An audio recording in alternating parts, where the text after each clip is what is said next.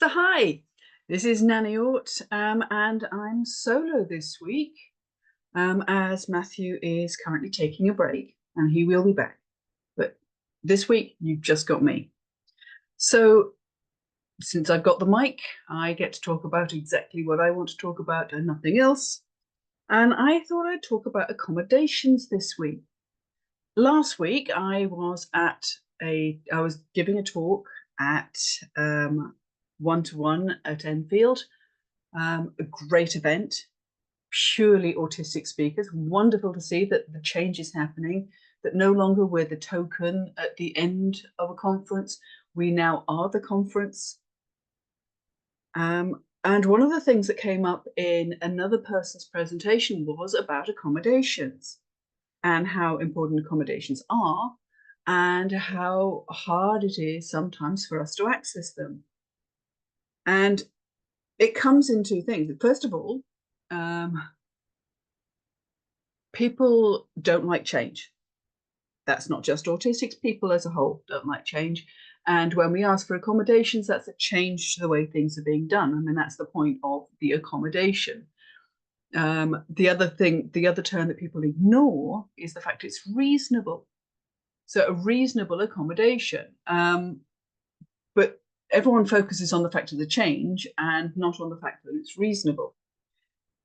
And the other problem, what was discovered when we were having this conversation, was so many of us autistics have no idea what accommodations to ask for, what will help us in the workplace or at the doctor's or at home. How,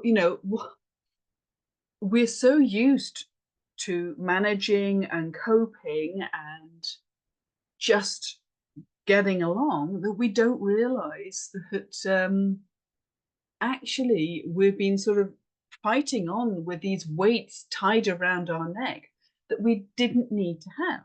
We didn't need to be struggling in the way that we're struggling if we had put accommodations and workarounds in place. So you get people who manage to work for 2 to 3 months and then have to take time off or step out altogether because of burnout. And that burnout doesn't need to happen. But we're so used to coping by ourselves, we don't realize that. We just keep on struggling on. So, and I mean, it reminds me also of when I was first identified, and they said, great, we can now support you. What accommodations do you need? I didn't know. I hadn't a clue. Because and my response was, I don't need any accommodations. I've always managed all my life. All the things that I do, they work for me. So if we can keep just doing those, that's great. And then, of course, what happened was they decided they had to do something to support me, had a support meeting without me present, made supports that were completely unusable for me, and went totally against everything I need to function. And instead of helping me, they banjaxed me. They totally wrecked the situation. And this can sometimes happen with HR because HR has read a manual and knows what supports are needed for autistics and puts them into place without consultation. So how do we get around this? How do we solve this? How do we identify what we need and advocate for what we need in order to be able to get our needs met? So I will give an example of somebody I mentored.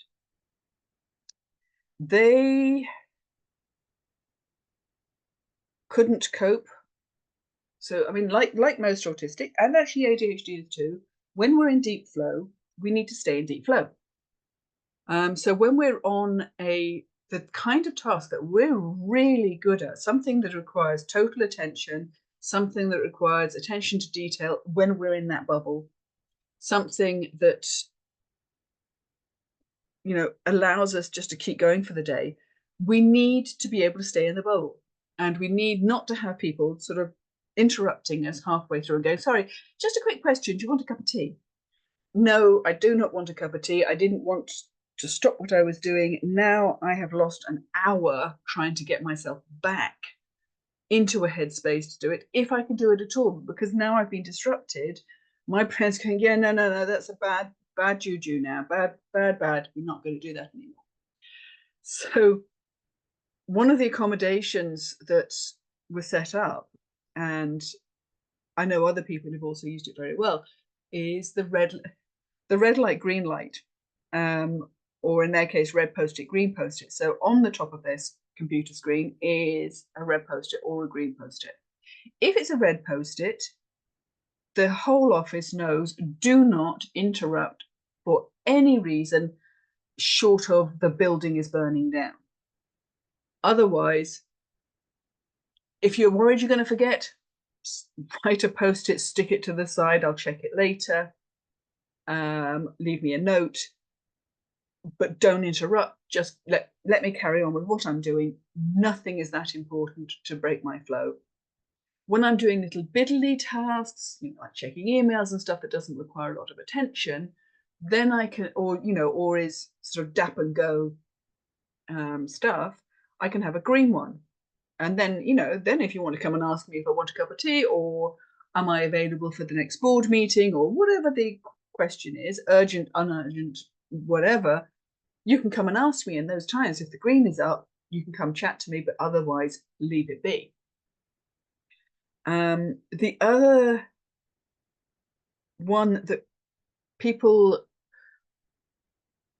don't want to admit to because it makes them seem less competent, but it isn't. We just function in a different way. And so because of that functioning different way, we need different accommodations for it, is very often in the onboarding process. Because when we're brought into a new organization, there is a lot of unwritten rules, expectations, ways of doing things that aren't fully explained to us. It's assumed that somehow by osmosis we know. And maybe if you're NT, they do.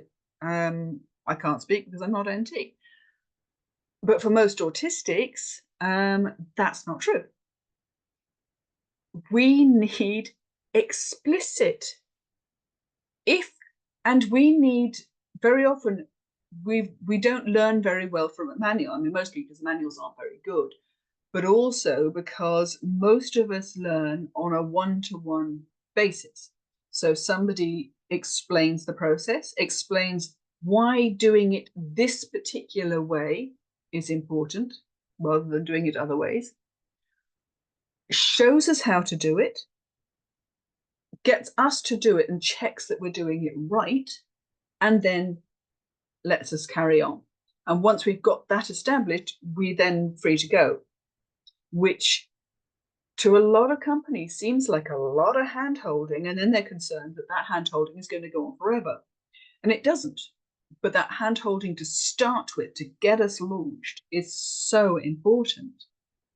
And we need that accommodation. It doesn't make us slow. It doesn't make us stupid. It doesn't make us a burden. It means that we need to get it right on the first shot. And once we've got it right, we're then ready to roll. But if you leave us with a manual to guess and bumble our way through, that's when things start to go wrong. And then, of course, we end up with ridiculous situations where people come up and go, why would you do it that way? And then we explain in detail why we did it that way. And we realize that that wasn't the question. They weren't actually asking a question. They were frustrated that we didn't somehow magically pick up in the ether the company way of doing it. And I mean, the other thing to bear in mind, if you're an employer, when you explain to us why it's important to do it that way, there is every possibility we may come up with a better way. And it's important to listen to us if that's the case, because again, what works for one group of people may not work for others. So for autistics, for instance, we may have a very systematic way of doing things, things that reduce task switching, for instance, that an NT can task switch. So they can do task 1 to task 2, task 3, task 4, task 5, back to task 1 and loop with no problem.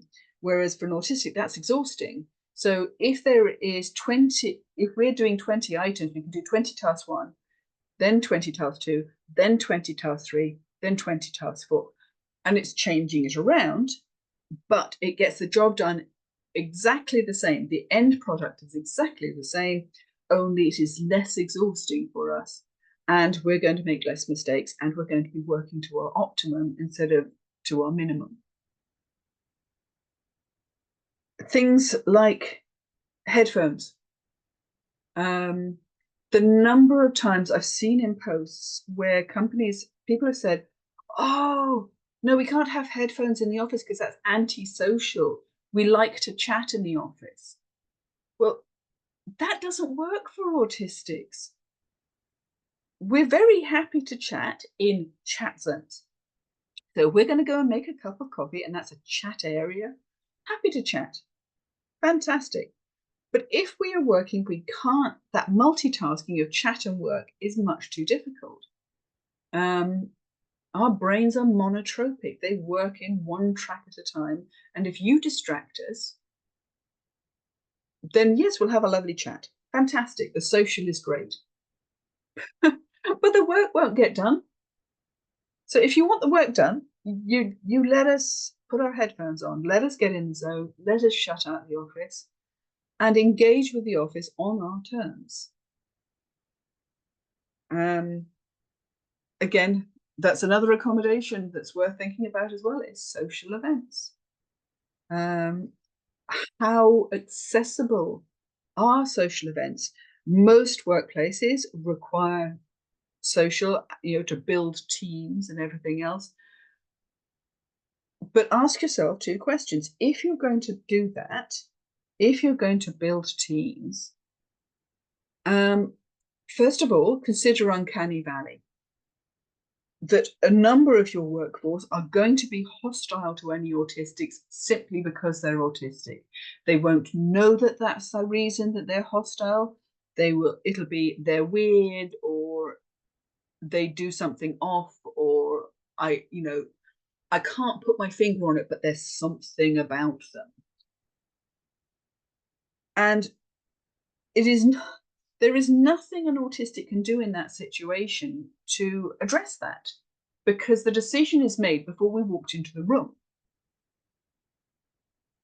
The HR needs to be addressing it with the majority, needing for them to become familiar and comfortable and feeling safe with working with different people, with working with different neurotypes, with working with people who they don't quite understand, they don't quite get, who are going to do unexpected things and say unexpected things, which is uncomfortable. I grant you that's uncomfortable. It's uncomfortable for us autistics all the time, because we're the ones normally who are walking in the minefield. You are doing, for us, NTs do unexpected things all the time. They do not follow our logical sense, same way as we don't follow NT's logical sense.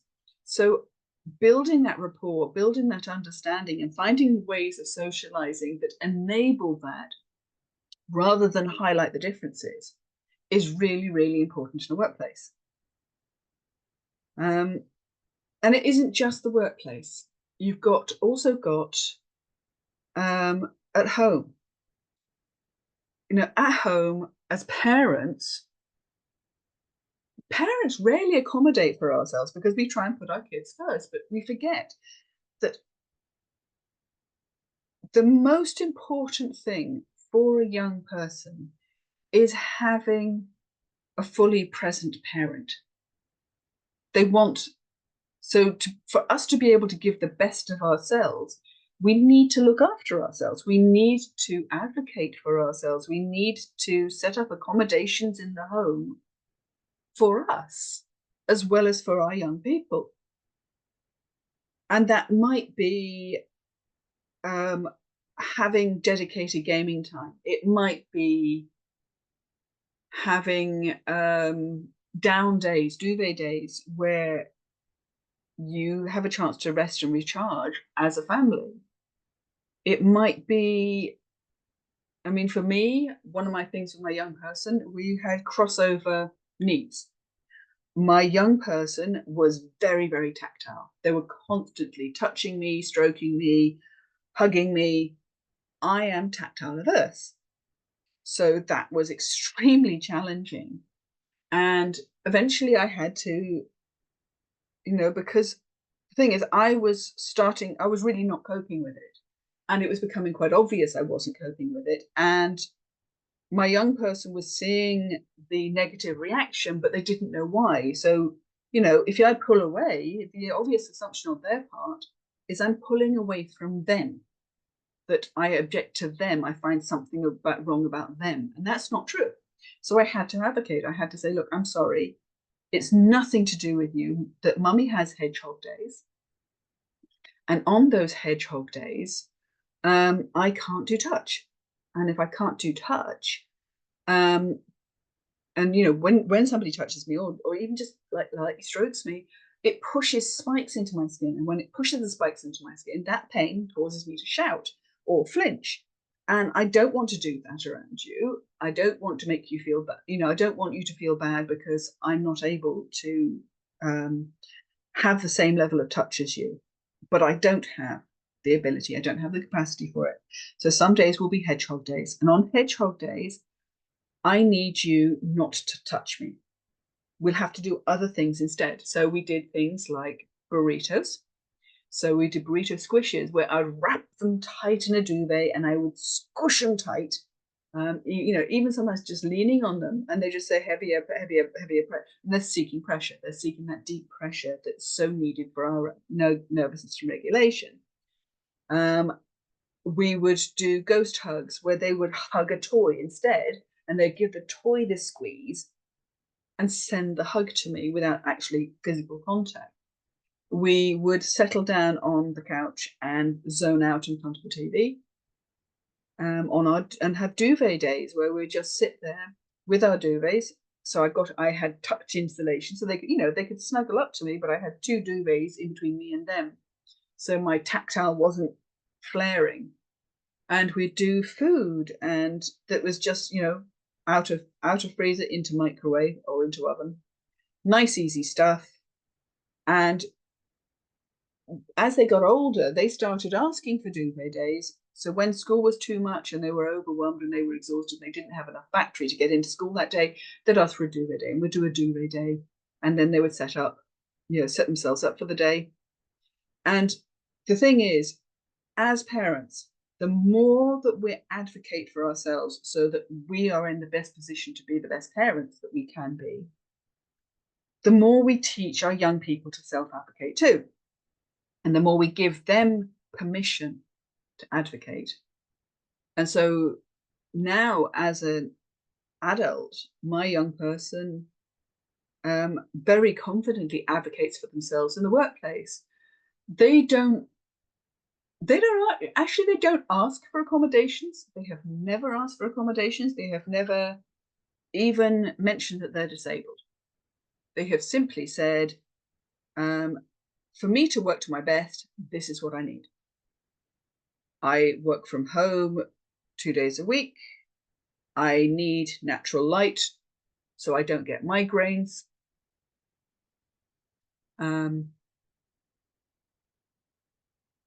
They do the red light, green light post-its as well, which works very well for them.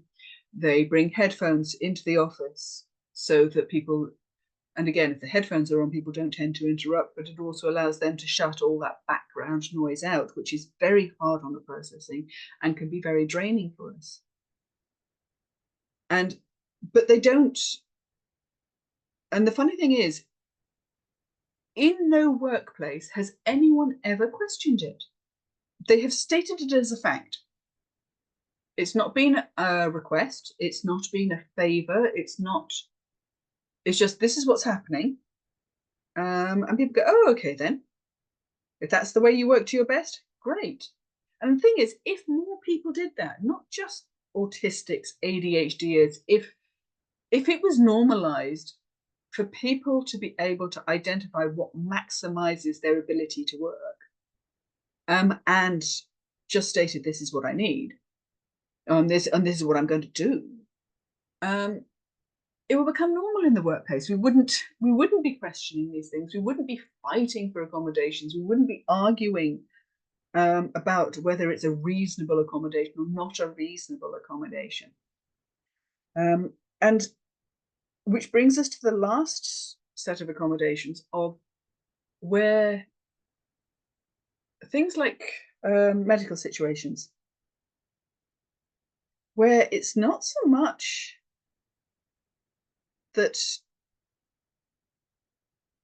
the lack of accommodations makes it inaccessible for people like myself, ADHD, or autistics ADHD. It actually makes it inaccessible for a lot of people who don't have a disability. That the systems are not set up to work for people. They're really not set up to work for autistic and ADHD, or anyone with executive function issues. For instance, a lot of services require you to phone in. Well, a lot of us have phone anxiety, severe phone anxiety, about talking to people we don't know. People we do know, that's fine. We know them, we know their intonations, we know they're safe. That's the important thing. We know they're safe. With strangers, could be anything. Strangers could be positive, meet us positively, they could meet us negatively. We don't know. And when we pick up that phone, we're effectively carrying a live grenade in our hands, and we don't know when it's going to go off, or if it's going to go off. And it causes a lot of anxiety. So a lot of us can't pick up the phone. And of course, there is one group of autistics who really can't pick up the phone, non-speakers. And again, if you are deaf or hard of hearing, picking up the phone is not an option. And they go, oh, well, you get someone else to do it then. Well, not all of us have an on-tap support network. I mean, I have a young person who is very supportive of me, but they're just starting out in their career. They have a partner who needs time. They have a social life, and they absolutely should be having a social life. They are not my carer. They are, and they can't drop things during the day to come and help me out. They're not available.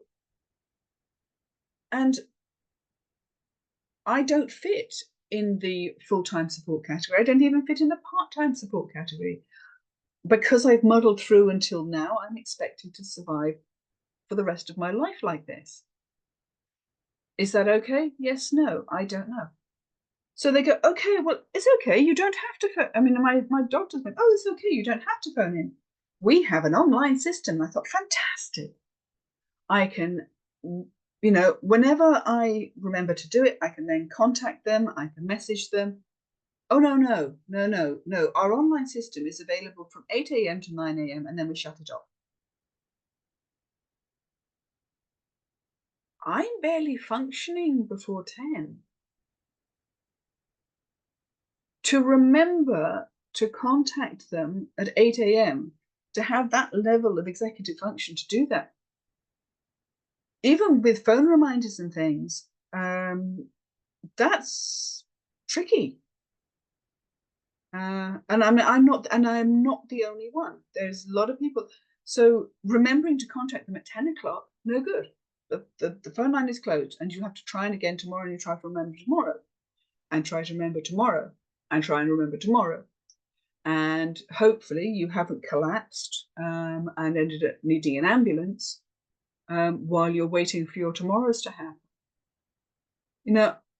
I can set I'm very happy for a system where I put the contact in between 9 and 10, and if I miss or 8 and 9, and I miss the 9 a.m. slot, then they will contact me tomorrow.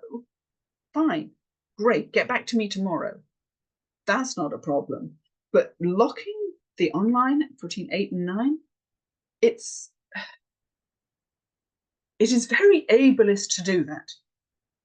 You know, it blocks, and people with chronic pain who have had bad nights, they may not be awake by 9 o'clock. They may just be dropping off to sleep at 5 a.m. So they'll be in their deepest sleep at 9. They won't be able to get up in order to do it. We need to humanize systems. We need to recognize people's barriers. We need to start removing them. And I mean, one of the greatest points, and I will finish on this, one of the greatest points made at the conference by the person who did this incredible speech about workplace accommodations and the importance of them, they said, if we started adapting and recognizing people's needs at source and doing universal design, we wouldn't need accommodations because the workplace would fit for all, systems would fit for all. And that can be done. It absolutely, as a designer, as an engineer, I know it can be done. I've done it myself. So here's a call out to those who are responsible for providing services, for providing access for disabled people. Start including us. Nothing about us without us. Don't do it for us, do it with us. And start looking at adaptive workplaces that adapt for all anyway. That those accommodations are already in place so seamlessly we don't even notice they're there. It can be done, and it needs to be done. So, signing out for this week. See you next week.